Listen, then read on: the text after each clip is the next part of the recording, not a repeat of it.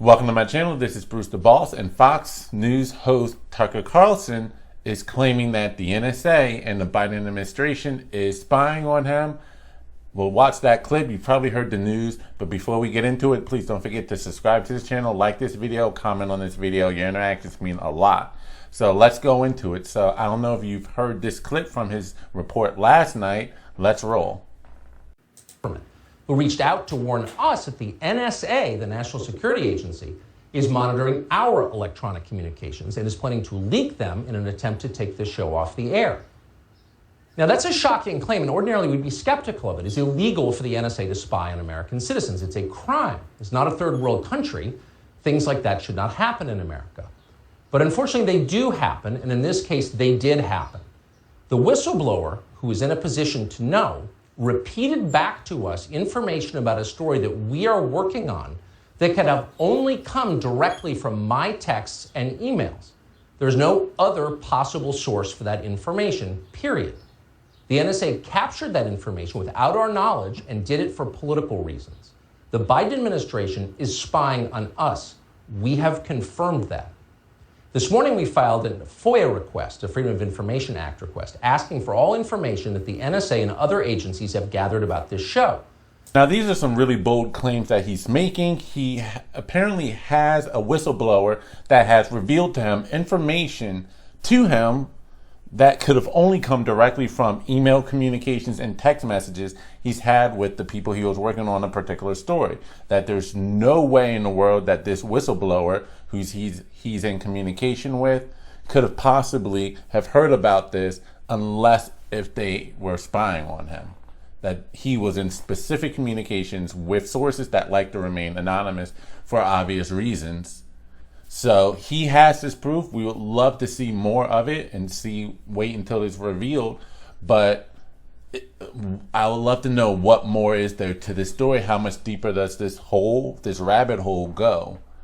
Because we know for a fact that this government has no qualms on spying on people that they find to be an enemy or problematic to the overall cause. We know for an absolute fact that the FBI spied on Dr. Martin Luther King back in the late 50s, early 60s, when they found him to be potentially a problematic individual. Yes, the man that we admire now as a nation, have a national holiday for, considered one of the greatest Americans of all time, and definitely of the 20th century, was spied on by J. Edgar Hoover and the Democrats that were in control of all of Washington at the time. Because let's not forget, even though there was a filibuster and it took until 1964 to pass the Civil Rights Act, and the filibuster came from the Democrats themselves, particularly Robert Byrd, they still spied. They controlled the House, they controlled Congress, they controlled the Senate, and they had the White House with John F. Kennedy and Lyndon B. Johnson. Sorry for the brain fart for a second. And during that whole time, they were spying on him with J. Edgar Hoover in the White House to try to find dirt to discredit him when they needed to. And then they sent those tapes to Coretta Scott King to try to break apart his family. We know they did that to him. We know that the FBI spied on Malcolm X, followed his every movement, worked closely with the Nation of Islam to get him removed from the nation. And when that didn't work on silencing him at all, it seemed as though Malcolm X was still going to be as big as ever and start his own new movement on the side, and a little bit more threatening because he was also going to reach out to more so than before to Caucasian Americans as well. They then had the Nation of Islam take him out. We know for a fact that the FBI worked together to have Malcolm X assassinated. We know that the FBI infiltrated the Black Panthers and Huey P. Newton's movement and disintegrated them into what is now known as the Bloods and the Crips gang wars. We know for a fact that the director of the CIA and NSA, James Clapper, testified before Congress. I believe it was 2013, if I'm not mistaken, testified under oath, sworn testimony, that the NSA was not abusing the powers that were given to it under the Patriot Act to spy on everyday American citizens.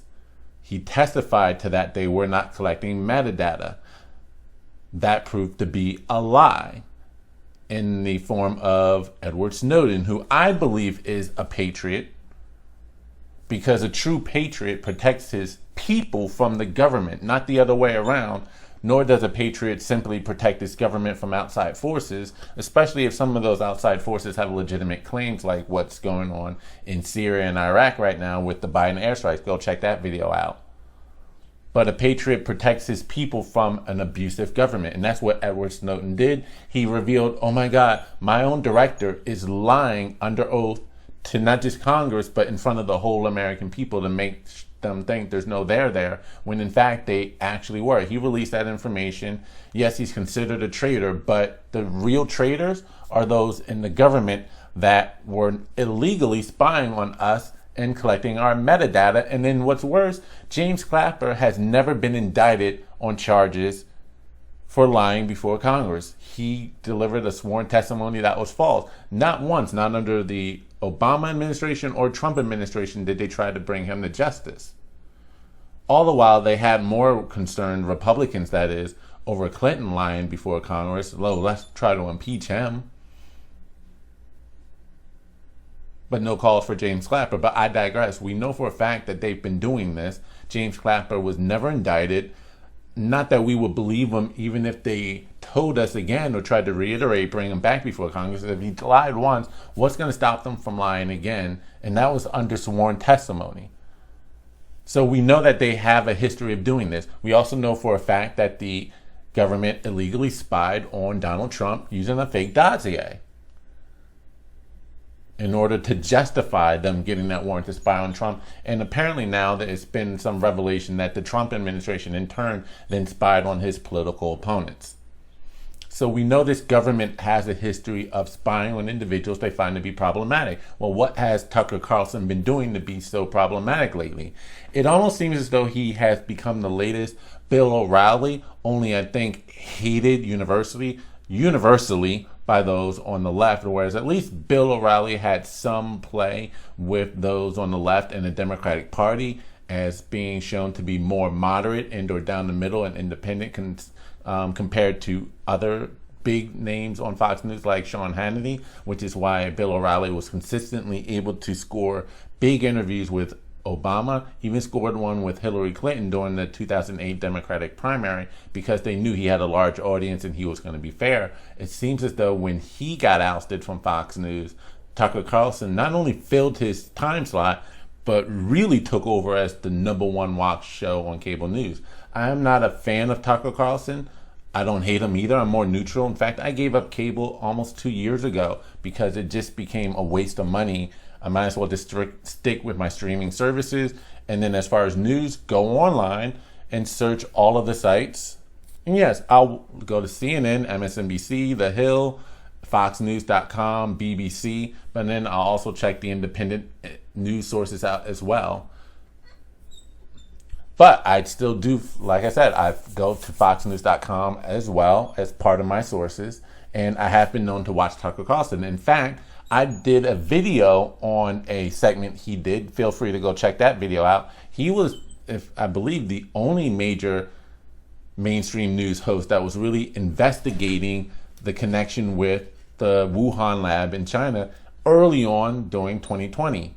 This was back in around September of 2020 when I first got started. So this was literally weeks after I first got started as a YouTuber. He was the first on that story back when people were calling it crazy or kooky and or trying to confirm Trump's derangement and trying to blame this falsely on China. He was already on it. He's speaking against a lot of this mainstream narrative. More recently was the January 6th Capitol riots, where Tucker Carlson, I believe, spilled the beans that he had some information on the fact that there may have been FBI informants or FBI agents involved in the Capitol riots. FBI agents who were aware of what was going on long beforehand may have even been stirring things up and inciting those to commit what happened on January the 6th.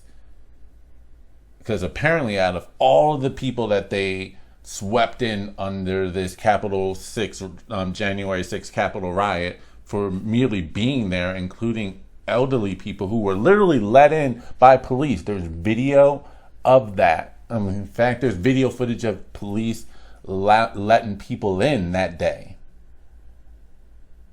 Police are squabbling with protesters. Oh, there we go.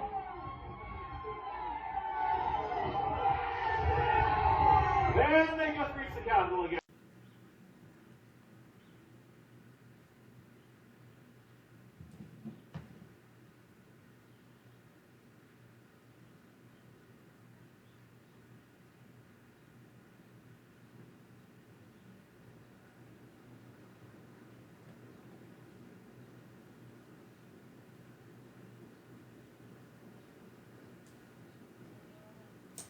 It didn't matter if you walked in the Capitol just because the doors were already open. You didn't vandalize anything. You didn't attack anyone. It didn't matter if the police were the ones who literally walked you in. It didn't matter if you looked like you were literally a tourist just walking in line in the middle of a velvet rope, not acting crazy, taking pictures, taking selfies. Is that the act of someone who doesn't want to get caught and do something illegal? Or did they think that, hey, they're letting us in and they're sweeping all of these people in as criminals, trespassers, throwing the book at everyone for just merely being in the vicinity, and yet they're letting all of these other random people go? So he found a connection with FBI informants, and now, or potentially, and now it seems as though he's being spied upon by the government in order to take him down. Make Orwell fiction again. This is some higher level stuff. I understand that you're making conspiracy theories or conspiracy theorists to be true, which I hate that term because we know for a fact that the term conspiracy theory was created back in, I believe, the 1950s, 1960s by the CIA in order to use as a pejorative against those who were not following the official government narrative, to try to discredit them despite having no facts. But I digress. Those who are labeled conspiracy theorists you're making it that much easier for them, and a lot of the things that they've been talking about seem to be coming true. There definitely seems to be a conspiracy of sorts as it pertains to the control of information. Like even right now on YouTube, there are certain things I'm not allowed to say that aren't even illegal, aren't even forms of harassment or hate speech. I'm just not allowed to say though, because it goes against the narrative, even though no one can get hurt based upon said talk, because it goes against the narrative. I'm not allowed to say it or I'll get stricken. We've already proven that journalists, news media, they have to operate within a certain frame. You see Ivory Hecker and April Moss, among others, get silenced, censored, told that you have to stay within this line. The moment you stray outside of this narrative, even though we are technically not defining it for you, once you get out of it, we'll let you know and pull you back in. And apparently a lot of journalists are reaching out to Ivory Hecker to let her know, oh my God, thank you so much for sharing this. I totally agree. I just can't come forward publicly because I risk my career, except, well, we know that there's corruption in mainstream media, that these reporters are being told what they can and cannot cover, what they can and cannot talk about, even on their own personal social media pages. We know that there's a conspiracy to control the information, what it is you're allowed to know in terms of medication, drugs, to treat the Modella virus. We know that there's a control of the narrative. We know that there's a control of information, and now there seems to be a control on those who do speak out in major mainstream media. Will Tucker Carlson ever leave Fox News and his platform if this persists, or will he try to use that platform? Not to say that he's always right, and I disagreed with him on a lot of different points and issues before he came off as a prick, but if there are certain times where he is taking a bullet for the truth of what's really going on, I'll support that. So I can't wait to see more information as it pertains to this. Will he provide more on tonight's episode? We'll talk about that as it progresses. I want to see where this goes, but it definitely seems to be legit, so we'll see. Again, I want to know what your thoughts are, so please comment in the comment section. Do you believe that there is a spy, or that they're spying on him? What are your thoughts on it? Are you concerned about the direction where we're going as a country, as in the world? And don't forget to like this video, comment on this video, subscribe to this channel. This is Bruce the Boss, and I'm out. Peace.